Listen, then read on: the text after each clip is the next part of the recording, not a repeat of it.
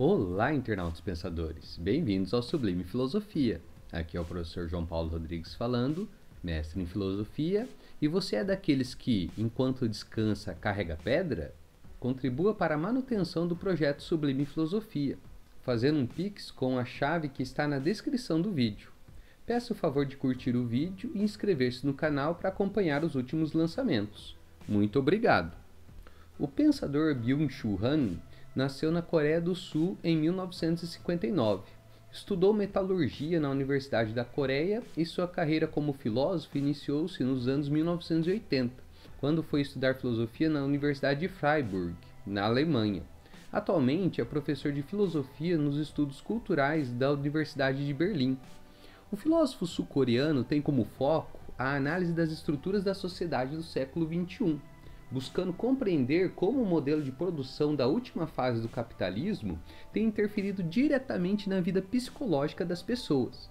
Unindo psicanálise, existencialismo e sociologia, Han tenta entender o vínculo entre os distúrbios psiquiátricos comuns na atualidade com o ritmo de vida que a sociedade contemporânea cobra das pessoas. Esse vídeo terá como foco principal as principais ideias presentes no livro Sociedade do Cansaço, do filósofo Byung-Chul Han. Para o pensador, cada período possui suas enfermidades fundamentais, definidos patologicamente como bacteriológico ou viral, mas que, a partir do começo do século XXI, tornou-se neuronal, como, por exemplo, depressão, transtorno de déficit de atenção com síndrome de hiperatividade e síndrome de burnout, que surgem não pela negatividade de algo imunologicamente estranho, mas através do excesso de positividade. Isso porque, antes, toda e qualquer reação imunológica era uma reação ao que é estranho ao corpo, como as bactérias e os vírus, que eram combatidos pelo sistema imunológico do nosso corpo ou através de antibióticos e vacinas. Porém, atualmente, tal estranheza sai de cena e em seu lugar aparece a diferença, que não provoca nenhuma reação imunológica, pois o exótico toma o lugar do que antes era o estranho. Afinal, as patologias neuronais já não fazem adoecer, pois, em nível imunológico, tais patologias se mostram como o mesmo, o igual, como se já pertencessem ao corpo, faltando a este consciência para criar reação imunológica contra as patologias neuronais. Com isso, não são criados anticorpos, pois, em um sistema dominado pelo igual, não faz sentido desenvolver ou fortalecer os mecanismos de defesa. A violência neuronal dessa positividade, que promove a superprodução, o superdesempenho e a supercomunicação, já não é mais viral. Muito menos o esgotamento, a exaustão e o sufocamento perante a tal excesso são reações imunológicas. De acordo com o pensador Han, a sociedade disciplinar de Foucault, com seus hospitais, asilos, presídios e fábricas, já não representa mais a sociedade atual. Hoje vivemos uma sociedade do desempenho, feita de academias de fitness, prédios de escritórios, bancos, aeroportos e shopping centers. Não há mais sujeitos da obediência, mas sim sujeitos do desempenho e produção, pois os indivíduos se tornaram empresários de si mesmos. Enquanto a sociedade disciplinar se apresentava como uma sociedade da negatividade, ou seja, da proibição, a sociedade do desempenho, por sua vez, é uma sociedade marcada pela positividade do poder, do projeto, da iniciativa, da motivação, mas que, na realidade, produz depressivos e fracassados. Tal lógica se modificou porque a positividade do poder é mais eficiente sistematicamente do que a negatividade do dever. Porém, o poder não cancela o dever, pois o sujeito de desempenho continua disciplinado. A depressão se torna a expressão patológica do fracasso do ser humano pós-moderno em ser ele mesmo, além da carência de vínculos, característica presente na crescente fragmentação e atomização do social. A violência sistêmica é própria da sociedade de desempenho, o que produz infartos psíquicos, já que o que torna os indivíduos atuais doentes não é o excesso de responsabilidade e iniciativa, mas o imperativo do desempenho como um novo mandato da sociedade pós-moderna do trabalho.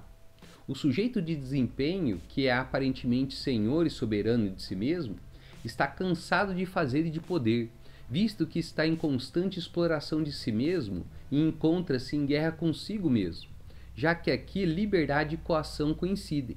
A depressão surge então como o adoecimento de uma sociedade que sofre sobre o excesso de positividade, já que ocorre uma autoexploração, pois o explorador é ao mesmo tempo explorado.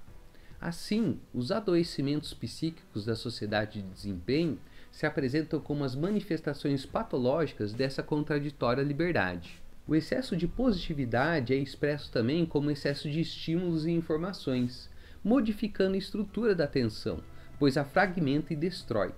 Com isso, a sobrecarga de trabalho torna necessária a técnica da multitarefa, que não representa nenhum progresso da humanidade, mas sim um retrocesso, já que a multitarefa se apresenta amplamente entre os animais selvagens, pois estes devem dividir sua atenção em diversas atividades, caso queiram sobreviver. Por isso, os animais não são capazes de aprofundamento contemplativo, tão necessário para o desenvolvimento de uma atenção profunda, como requer o filosofar.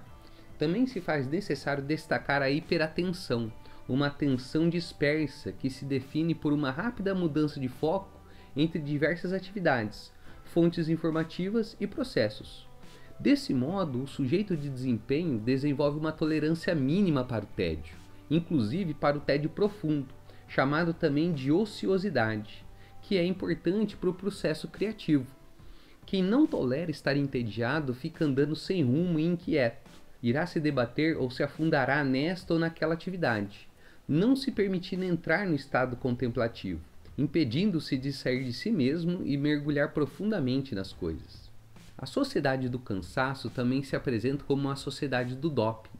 Até a expressão negativa doping cerebral é substituída por melhoramento cognitivo, já que o doping representa, de certo modo, um desenvolvimento de um ser humano que se transforma numa máquina de desempenho, que pode funcionar livre de perturbações e maximizar seu desempenho.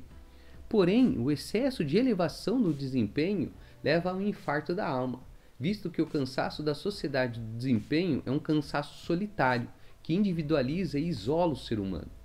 Tal mergulho em si mesmo não cria nenhuma gratificação, mas sim dor e sofrimento a si mesmo. O narcisista, ao querer vivenciar apenas a si mesmo, torna o outro insignificante, sem perceber que é na experiência que encontramos o outro e que tais encontros são transformadores. Além disso, para o sujeito narcisista, o sentimento de ter alcançado uma meta definitiva nunca se instaura, mas não porque o sujeito narcisista não queira chegar a alcançar essa meta, mas sim porque não é capaz de chegar a uma conclusão, pois a coação de desempenho força tal sujeito a produzir cada vez mais, e desse modo não chega nunca a alcançar um ponto de repouso da gratificação, pois possui um constante sentimento de carência e de culpa por não se sentir como sujeito de sucesso. Ao instaurar a ideia de que está sempre concorrendo consigo mesmo, procura superar a si mesmo até sucumbir, sofrendo assim um colapso psíquico, denominado como síndrome de burnout, ou seja, ocorre uma coincidência entre realizar-se e autodestruir-se. Tal sujeito de desempenho está cansado, esgotado, depressivo e desgastado de si mesmo e de lutar consigo mesmo. Ao não ser capaz de sair de si, de confiar no outro ou no mundo, fica se consumindo, levando a si mesmo à autoerosão e ao esvaziamento. A depressão se apresenta como o fracasso do sujeito que busca iniciativas frente ao incontrolável, o irredutível ou o desconhecido. Estes que, por serem tratados como figuras da negatividade, não são compreendidas pela sociedade do desempenho dominada pelo excesso de positividade. Os novos meios de comunicação proporcionados pela internet estão também destruindo cada vez mais a relação com o outro, já que o mundo digital é pobre em alteridade e em resistência. Assim, a virtualização e a digitalização estão levando cada vez mais ao desaparecimento da realidade que nos oferece resistência, tendo em vista que nas redes sociais as relações são superficiais e passageiras, pois fornecem uma suposta alegria, que tem sobretudo a função de elevar o sentimento do próprio egocentrismo. O sujeito de desempenho não se submete a mais ninguém, somente a si mesmo, se positivando e se libertando para um projeto que, apesar de tudo, não suprime as coações, no caso a autocoação, que se apresenta como uma pretensa liberdade. Essas são as novas relações de produção capitalista. A autoexploração proporcionada pela sociedade de desempenho é mais eficiente e produtiva do que a exploração estranha, pois anda junto com o sentimento de uma suposta liberdade. Ao explorar a si mesmo, o sujeito de desempenho se consome completamente em um cansaço eterno, tendo em vista que o sujeito trava uma guerra consigo mesmo, onde não há vencedor, pois o sujeito de desempenho se destrói na vitória. As doenças psíquicas centrais do nosso tempo apresentam um traço altamente agressivo a si mesmo, já que o sujeito faz violência a si mesmo e explora a si mesmo. Atualmente não somos essencialmente livres, tendo em vista que a repressão cedeu lugar à depressão.